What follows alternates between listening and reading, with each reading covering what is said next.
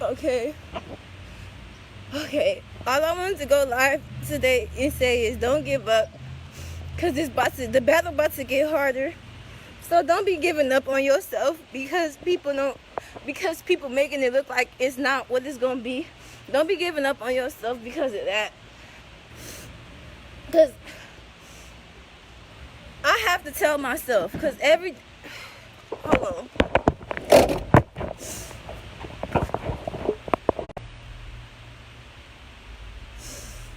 Ooh. Yeah, I gotta tell myself that every day. Like don't be giving up. Even when it look hard, don't be giving up. Cause I be wanting to give up all the time. And I don't be meaning to cry, but sometimes you can't. This is what I mean by you can't always look strong. You can't always act like you strong.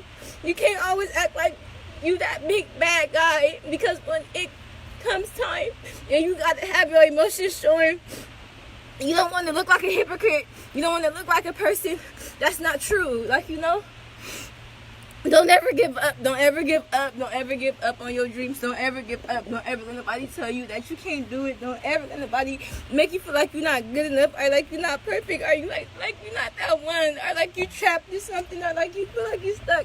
No, don't let nobody do that to you. Don't let nobody do that to you. You fight hard. You fight hard, and you believe in God, and you let Him be there for you. Don't give up. So sometimes you try your best to do something. And then someone comes and it make you feel like it's not nothing. It make you feel like you did nothing. Like you're the weakest person. You don't believe that. Don't believe it. Don't believe it. I'm saying this because y'all don't know how many times I be wanting to give up. Like every day, I make sure I'm devoted. Every day I do this, but I don't get good results all the time. Like sometimes I be uneasy. Like sometimes I don't know, and it's like I really lose hope when I look around, and it's like as I'm still going out, as I'm still sitting in, as I'm still I go live and stuff, people are still dying. Like it's not getting better, it's getting worse. Like like I just want to say, don't give up. Don't give up. Like, don't let nobody come in your life and think they got power over you. Don't let nobody come in your life and think that they can make a fool out of you. Don't. Like, because the devil is a liar. The devil is a liar. That's on my life. Like, and it will come through anything. Relationships. It will come through businesses. It will come through your dreams. Like, you got to understand. I don't care. I didn't go live to be like, oh, get a sympathy, nothing. I didn't go live because I'm crying. None of that. I went live because this is real. This is real. But people don't want to hear it until they're going through it. And they don't want to hear it, like, until it's them and they hurt. And they really hurt. They don't want to go through it. They don't want to hear it. We all say things like, I hope better days come.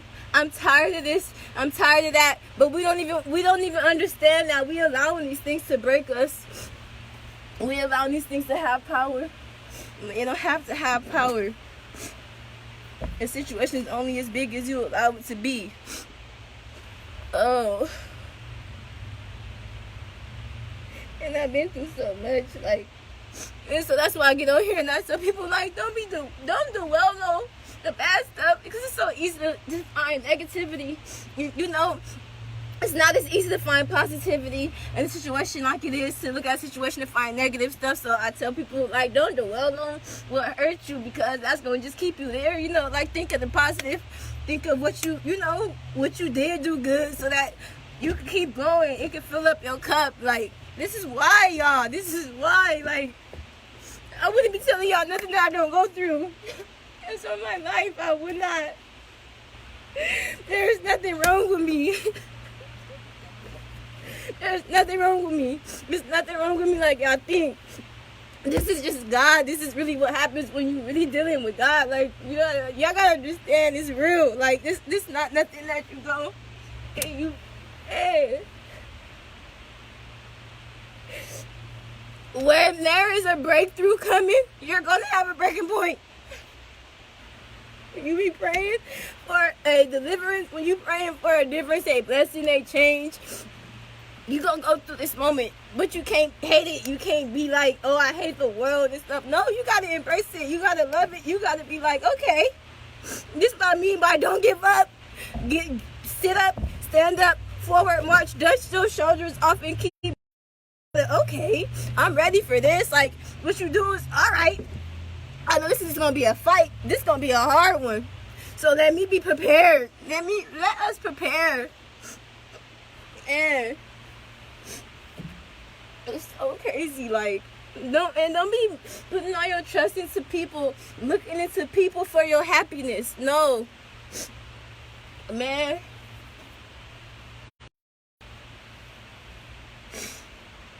These tears are tears of frustration.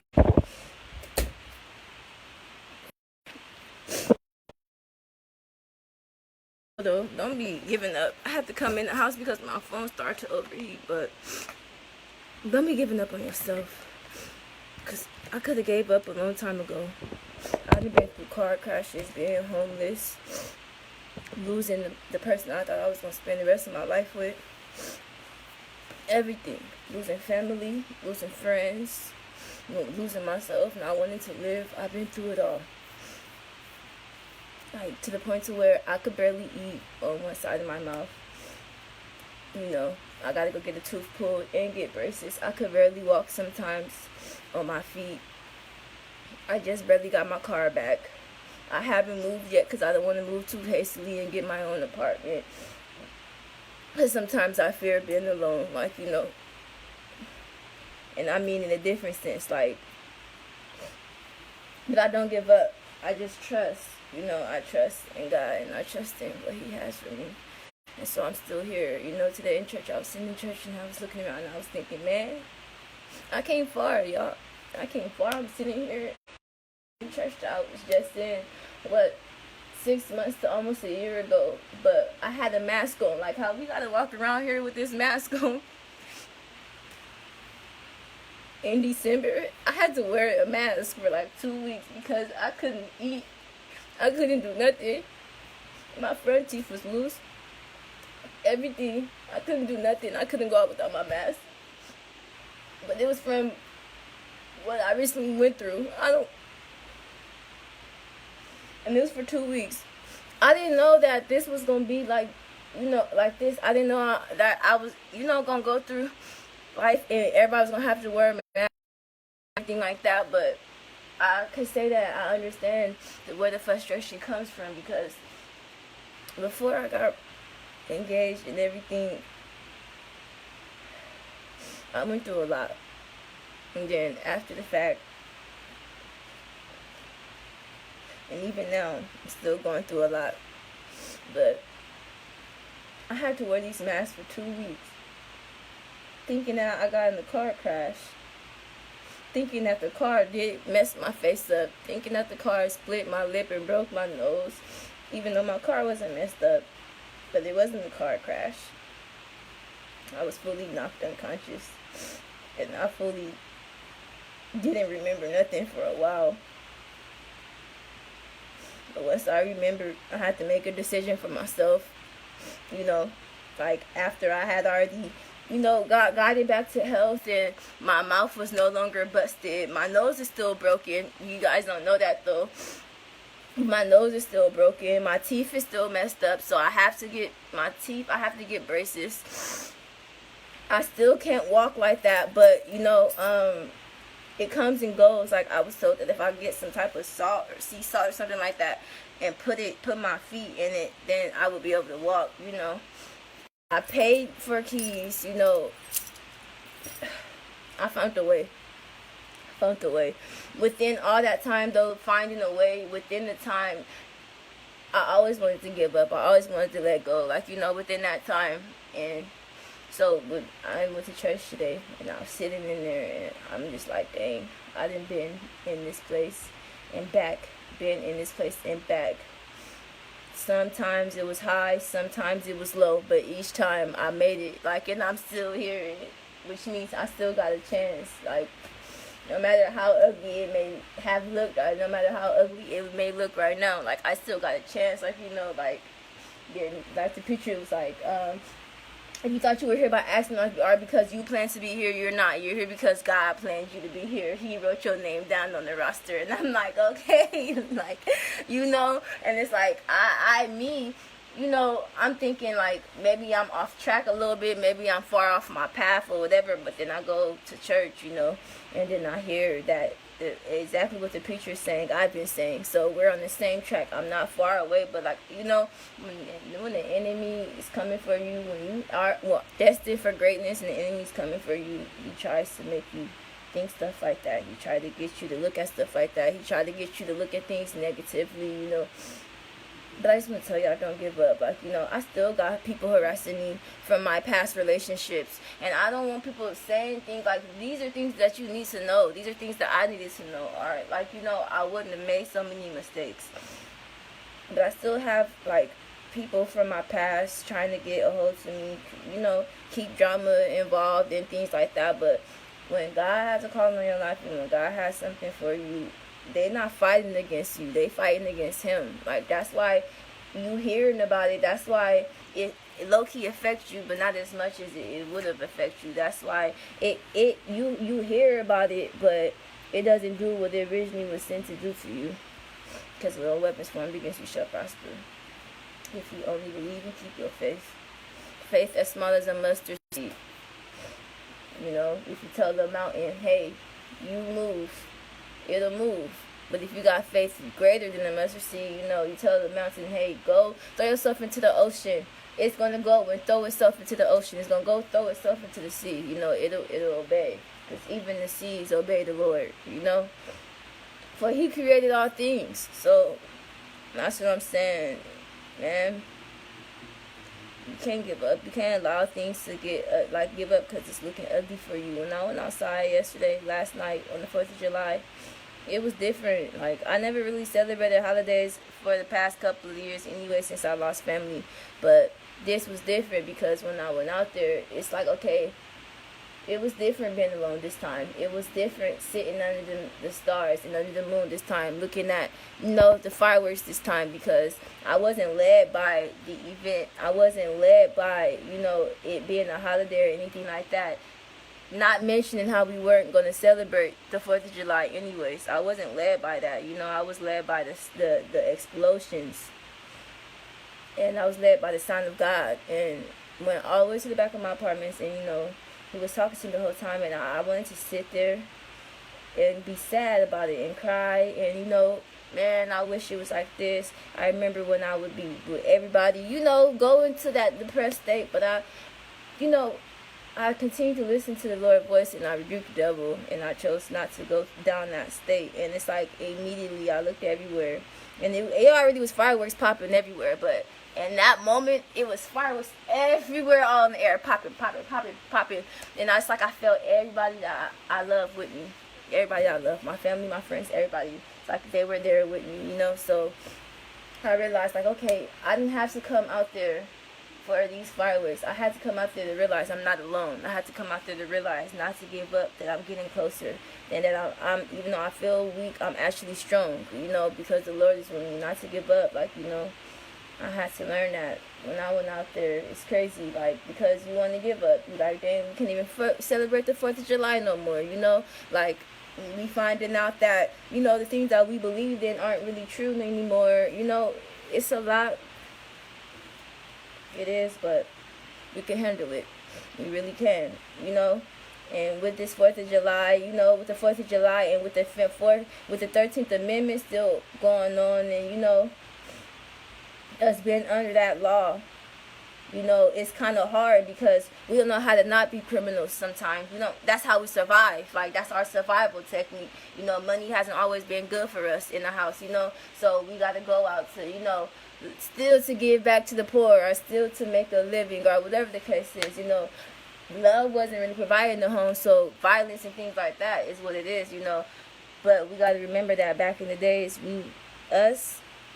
especially like us black people, we weren't considered humans. We weren't considered, you know, we were considered everything but human. We were considered predators. And if not super predators at that. Like, you know, we didn't have a conscience. We didn't have a conscience to think good. You know, we only did evil and things like that. And they feared us. You know, they feared us greatly. And so they not only placed fear in us by basically creating that legislation and creating that law, you know, and making us believe that yes, you were free without being a slave, you know, because you weren't able to keep slaves. Yes, you were free, but at the same time, you can't you if you committed a crime as far as having drugs, you know, even just crossing the street, jaywalking, stuff like that, you will go to jail for a long time. You will go to jail. You will be into the criminal justice system, and, you know, you will be a criminal, and now you're subject to slavery. And, you know, when they came up with the 13th Amendment and they passed that law, it gave the armies and the police and things like that extra, you know, it gave them leeway. You know, the police force got bigger, the army grew bigger, the jails grew more. So that's why it explains that why most of our in the black communities and Latino, Hispanic communities, you know, most of us, we don't have fathers in the home, because it was ordered years and centuries ago to fill the jails up with blacks and Latinos and Mexicans and things like that. Keep them filled up even if we didn't commit the crimes. It was ordered to keep them filled up because they feared us, you know. So we don't have male figures in the home nowadays, you know. And then it's like when we don't have male figures in the home, that affects us, you know. That affects us women, and we have to step into being that independent person. We have to step into being the role of being the mother and the father, you know. But that was the first hemorrhage. So we have all of them in jail, and then on top of that, not even them being just in jail, but America's supposed to be the land of the free, right? So this is why we don't celebrate the 4th of July, because most of the land of the free, but you have everybody locked up. Like, we have the most locked up people. We have the most people in jail here. Like, 2 million people are in jail, and half of those people, the majority of those people aren't really even guilty. Majority of those people are only in there for petty things, petty crimes. We're being charged with felons. So within this, when we're doing these protests and we're causing riots and we're doing things like that, you know, because they have the KKK, things like that, the KKK will not be justified for that. They will not be ruled out guilty for that. But we will be ruled out guilty for defending ourselves. Because remember, they don't look at us as human beings, you know. That's exactly how they look. That's exactly how they use Jesus also. So they don't only just use the police and the army and, you know, to try to keep control over us and, you know, bring drugs into the streets, and then, you know, so the gang members, the gang usually originally was created to protect, you know, because the police were bad back then too. You know, the police wanted to kill, steal, and destroy us too. You know, the Jim Crow effect. So the gang members, you know, the Crips and Bloods, they were invented originally to protect us. Now they beefing against each other, like making it worse, and so now we can't even get along. It's crazy to me. It's really crazy to me. It's crazy to me. And so now and within this time, you know, they're forcing us to be in our homes and things like that. And if we don't go apply to the law, and if we keep doing what we're doing, you're gonna go to jail if you commit a crime, even though you think that you're protesting or standing up for yourself or whatever the case is. You're gonna go to jail for it. You know, you're gonna get forced into your homes. You know, with the martial law, whatever. We can't go out without masks, things like that. This all sounds exactly identical to what we already recently went through. Like, you know, we should talk on a higher scale, me and you, if you get the time to. Yes, I just got on here because the Lord told me to, and it just started flowing through me. I didn't really expect to be on this exactly, but I'm on it. So, you know, but that's really why we don't want to celebrate the 4th of July now, because, you know, when they go, like, you know, with the bomb, when there was a war going on, you know, and the flag was still there, you know, that signified our freedom and things like that. But if we are still being chained up, and we're still being beaten, and we're still having fear being pumped in our hearts, not only through the justice system, but also through the religious system too, because this book here has been maneuvered through, it has been messed with. And, you know, Jesus was built around fear. It was and so they say they created Christianity, you know, to control the blacks. Well, that is something that I could actually vouch for you guys about. But it's not to be said a actual factual for us, because at the end of the day, every time we got a deliverance, every time we got free, every time we had any type of actual peace was because of God, through God. The same exact God that the whites will want you to believe, okay? They want to put Bible school back into school. They want to put Bible teachings back into school again. But it's not to teach you what our God, our Allah really is for. We don't know our name, neither do we know our language. We don't even know really where we came from, because they didn't allow us to read, but we have the smarts to. And that's where Harriet Tubman and Frederick Douglass come from, because Harriet Tubman could not read, but she had the ability to free hundreds and hundreds of slaves. I don't care if y'all don't want to believe in what Harriet Tubman really did or whatever the case is, but if you do your research, Harriet Tubman was a person who was told that God didn't answer to her people. He didn't be there for her people. You know, things like that. And she went through a lot, too. She went through a lot to survive to the point where she should have died through that, you know. But the same God, you know, he answers. So that's why I say I don't care if it's me, you, or a person that's so lost that it don't seem like they ever going to find their way. He's here for all of us. He's here for all of us in the hopes that we may have life and have it abundantly, you know. And so she could have passed away, you know, but she didn't. He gave her the light. He gave her the light to get through what she needed to get through. Frederick Douglass ended up being a person to be free from that situation and get out. He's a writer. He writes and do things like that. These are people who were not allowed to read. They were not allowed to do things like that. But they had a connection, though. They had a connection. The same God. This is the same God. But it's spoken of the God that they speak of. They speak in opposition of. So they say, if you don't obey God, if you don't obey Jesus, he's going to punish you. They tell us that. If you don't do this, and if you don't do that according to the law, you're going to go to hell. They tell you that. But he doesn't even listen to you. You're punished, and you deserve to be slaves, and things like that. As we would pray to them, Lord, take us home. Lord, save us. You know, the whites would tell us that. You don't. So we say, they created that to control us. That's not our God, you know. But is it not the same God that freed us each time? Is it not the same God that freed every slave each time? Yes. Okay. So how are you to say something like that? I'm going to leave y'all to answer that question yourself, because I could give an answer, but it ain't probably going to equal up to be the same answer as y'all's. You know, we all have our own understanding. We really do. But God is a merciful God, yes, but he's also a just God, you know. And the only reason why they say, well, if you don't obey God, if you don't do these, if you don't follow these things, you know, all of these things, and if you don't turn up the cheek and let them smack you, and then turn the other cheek and let them smack you, and if you don't obey the police, and if you don't do these things, then you will go to jail, you will be locked up, things like that. And so us, as black people wanting to be Christians and Latinos and all that, okay, well, we're going to be, you know, we don't want to go to hell, we don't want to go to jail, we don't want to be like that, we don't want to die, we're going to be in fear, we're going to obey it, right? But what kind of God, us, you know, as humans being, you know, what kind of God will be like that if he's loving and if he's for us? What kind of God, you know, so we choose to not believe. We choose to not believe. We choose to want to go check the easy route out, you know, but that's what they want. So if they can get us to either believe in God, but believe in him in the point to where we can fear them, or not believe in God to the point to where, you know, we don't even have a hope for our own selves, they're winning. You get what I mean? They're winning. They're winning if they can do that. So they're using, from their own fears of us, they use policemen, they use army, you know, the army, and they use Christ to keep control, to keep us under control.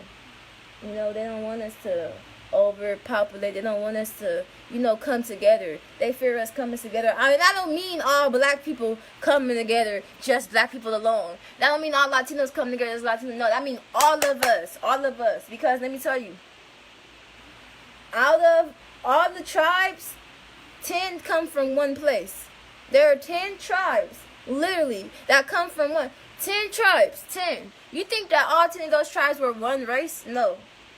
I believe that each and every last one of those tribes were different races. So for that to be what it is, we can't sit here and be looking like, well, because my skin is brown and yours is black, and all that, I'm going to go beat up the elote man, and you going to go and rob the Chinese lady, and we going to go and, you know, and we going to, Black Lives Matter, like, Black Lives Matter, but as gangbangers and as we are in our own situations, in our own communities, we're going to continue to project how much black lives really don't matter. Huh? Like what? Not even realizing that our real enemies are fearful. They're fearful. They're so fearful.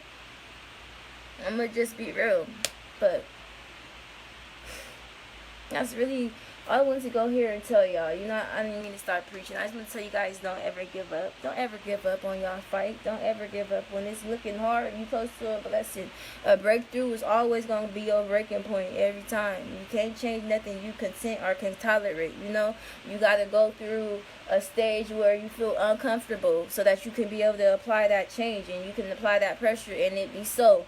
You know, like.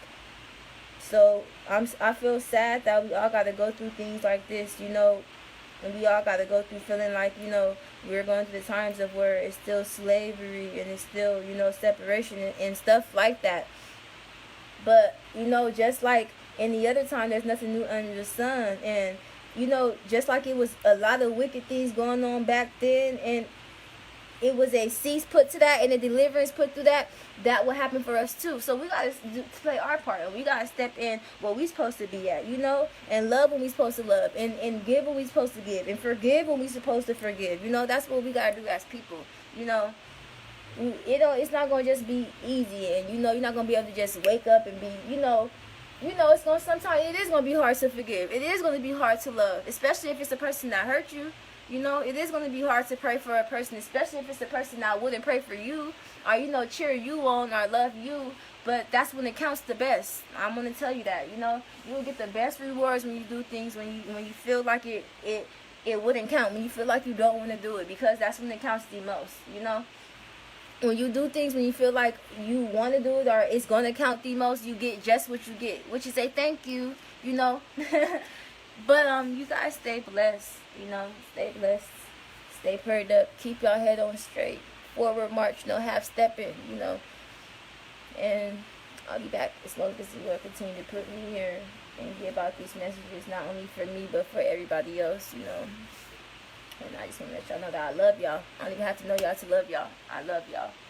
We all a part of God body, and I need you, you need me, you know. We need each other to survive, you know. So Heavenly Father, I come to you today just to say thank you for, you know, coming through me. Thank you for putting me on this live, like, real life, you know, even with the tears and everything. Like, thank you for just letting my heart not be hard, but let it be a flesh, so that I was able to feel and I was able to just give my testimony, not worrying about what everything, you know, what everybody had to say or what who toes they may step on or whatever. No, like, thank you for just letting me open my heart up to you like a book. And just, you know, sing on to you like a song. Thank you, Lord. And I hope this reached a lot of people, you know. Give us the serenity, bless us the serenity that we need, you know. And bless us the strength that we need to keep going. Along with the faith that we need to keep going, Lord. In your name I pray, amen. You guys stay blessed up.